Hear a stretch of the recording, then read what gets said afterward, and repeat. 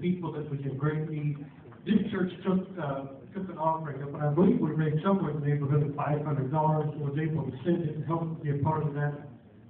The funds that we sent went through the Bethel Church there on the East Coast. And Sister Martha, we got a letter back from them, and they're thanking us for our participation in what went on, and it's a praise report. And I thought it would be good because you gave the Lord ministered to some people clear on the other side of the continent. I think we ought to give the Lord praise. So let's give the testimony.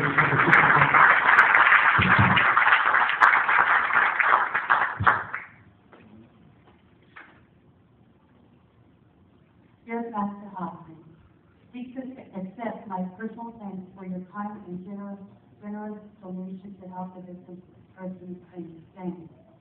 As you know, the densely populated New York metro area, including Long Island and New Jersey, was hit extremely hard by the superstorm. After the storm, many areas had no electrical power. Some for as long as 2 to 3 weeks. Gasoline was in very short supply, creating long, often overnight lines at service stations for 2 weeks.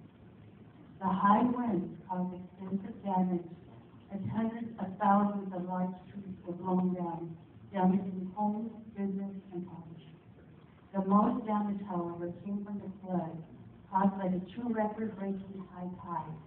A massive number of structures were heavily damaged as water flooded into basements and first floors.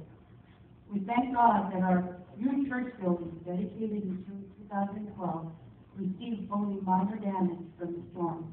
Unfortunately, in our church alone, at least 7 families had significant flood damage to their residence. These families were forced to live with relatives, friends, and even stayed in hotels